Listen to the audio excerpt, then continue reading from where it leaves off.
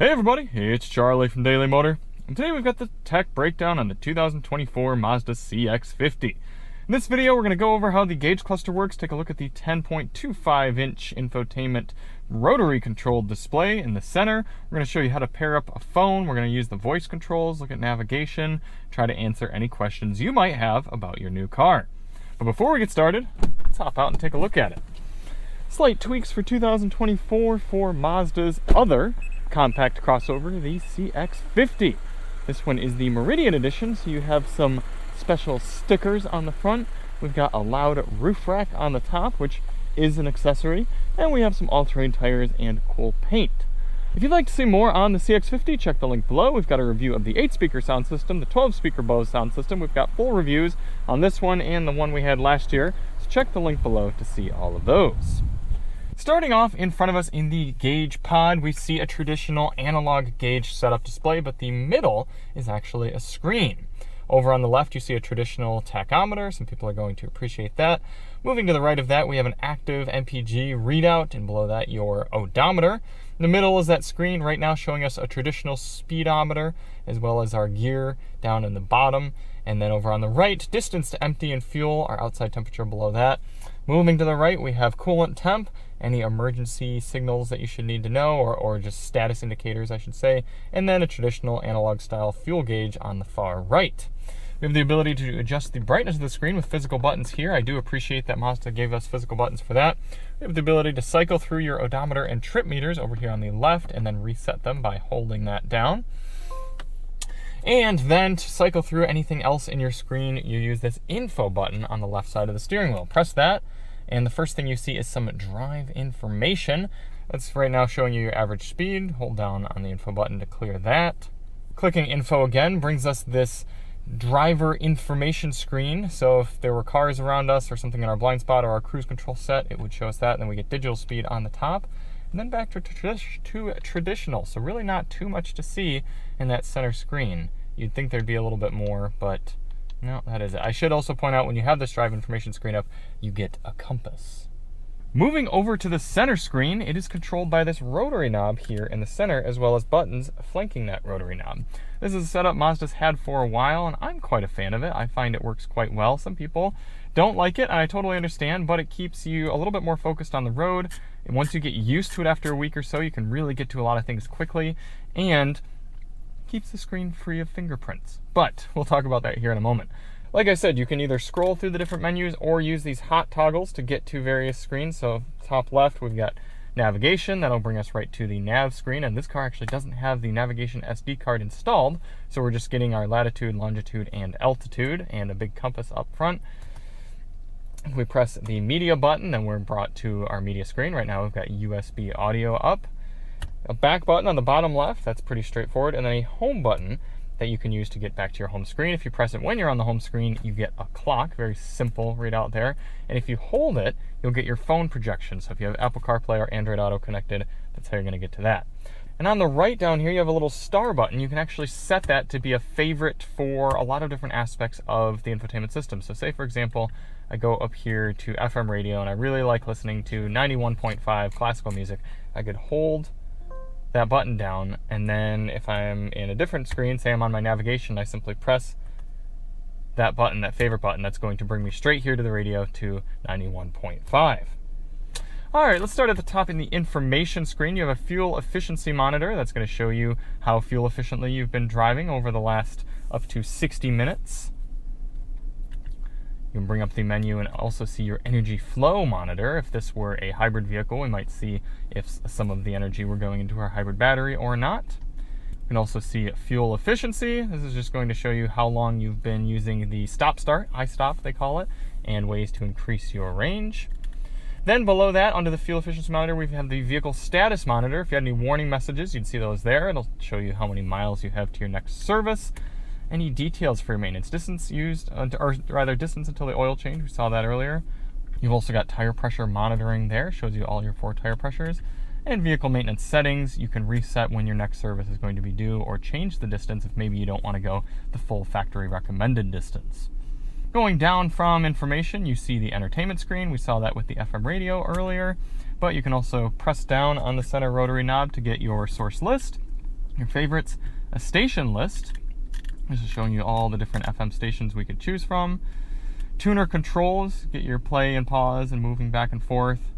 And then depending on which input you're in, you're going to get different controls here. So like right now we've got manual tuning available, but if we went to a different source and we brought up something like USB audio, then when I click down on the menu, I'm getting fewer options there in the menu. And we do have our audio settings right there as well. Below entertainment, you have communication. This is how you're going to pair up a phone, so we'll show you that here in a moment. But then if you had a phone paired and you weren't using one of the phone projections, you could access your contacts, text messages, roadside assistance, and a dial pad. You have your navigation, which I showed you earlier, is not hooked up. Now let's dig into settings. First off, in-vehicle displays, we have some more customization for both the center display and instrument cluster. So let's do the center display first. We can turn it off here, and it looks like we're getting a full black screen. Press any button to bring it back awake. Day and night mode change, so let's see what day mode looks like, and then night. You see night's a lot dimmer.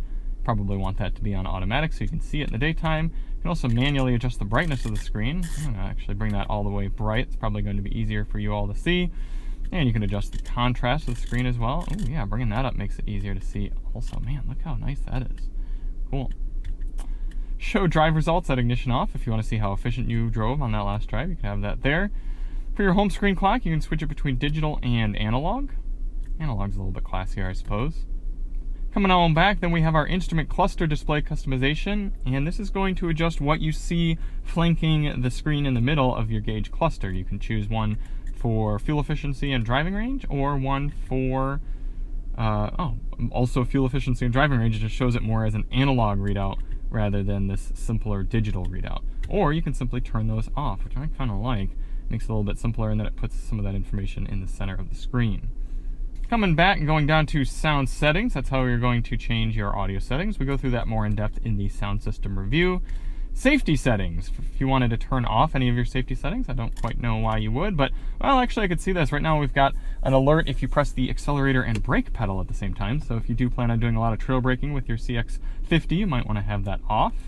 But also maybe if you're annoyed by the fact that when you get in a double left turn lane with the CX-50 and you have your blinker on, it beeps at you, maybe you'd want to turn that off, maybe at least just the audio alert. Under vehicle settings, we have adjustments for door locks. This is a big one for me. Where is it? I want, it's got to be in here somewhere. Keyless unlock mode. I want it to unlock all the doors right away.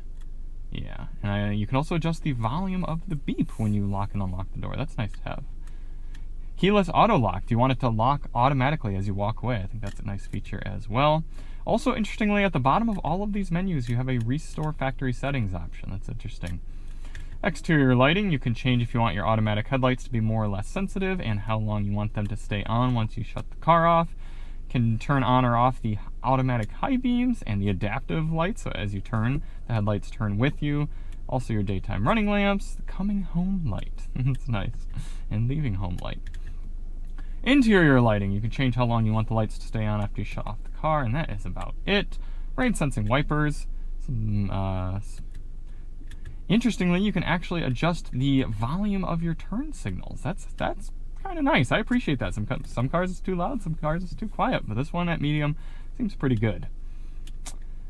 Occupant comfort, driver's seat temp, and passenger seat temp if you want it to be synced up. So if you have the heat on going in the center, for example, on auto, do you want the driver's heated seat to come on automatically? Under connectivity settings, you can turn on or off your car's Wi-Fi hotspot, so you can actually provide Wi-Fi to devices in the vehicle if you pay for it monthly. And you can also adjust your Bluetooth phone connection settings here. And if you want to turn off the quite pointless wireless charger, you can do that here. And I say pointless because my Google Pixel 8 Pro will not charge from it. Let's see if the iPhone 13 mini charges. Or not 13 mini. So this is an iPhone SE, and that is charging. Okay, so big phones do not apply. Here's something else I've never seen before in a vehicle. Prioritize AM reception. Prioritizes AM reception by reducing the charging speed of the wireless device charger. So that's interesting that you can actually get that AM interference there. It's kind of funny. Under system settings, we see the ability to adjust settings for the clock. You're probably just going to want to have it GPS synchronized, but you can turn on or off daylight savings time, change your time zone, or choose a 24-hour clock if you prefer. Voice recognition settings, you can adjust the volume and the guidance length. I'm going to actually turn this to brief for when we try out the voice recognition later. Barge in allows users to interrupt with desired commands during voice guidance response. That's another smart adjustment there. I appreciate that. What languages do we have? English, French, and Spanish. Nothing too surprising there. Here's how you change your temperature from Fahrenheit to Celsius. Your distances between miles per hour, and kilometers per hour. Tire pressures. Software updates. If you're connected to Wi-Fi, you can do that there. And that's probably about it for useful settings. Now let's dive into voice controls. Now we're not going to be able to do too much without having built-in navigation, but let's, what are we going to be able to do? Usually we test the nav. Can it do climate control, I guess? Let's see. Set the temperature to 62 degrees. Sorry, could you repeat that? Set the driver's temperature to 62 degrees. Sorry, I didn't understand your request. Say help for additional assistance. Cancel. It responds pretty quickly, but it doesn't look like there's that much we can do with this more basic model. It looks like it's pretty much limited to either making phone calls or text messages or using the entertainment system. So let's just at least tune to an FM station here. Whoops. Tune to 91.5. Alright, so it did that. Started playing 91.5 FM. Again, yeah, pretty basic. Well, let's show you how to pair up some phones. Let's start off first with Apple CarPlay.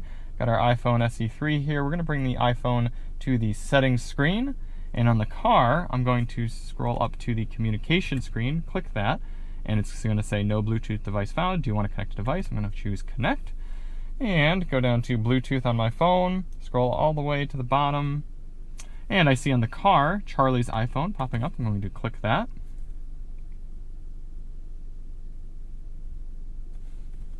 After waiting a moment, I get a Bluetooth pairing request on the phone. I press pair.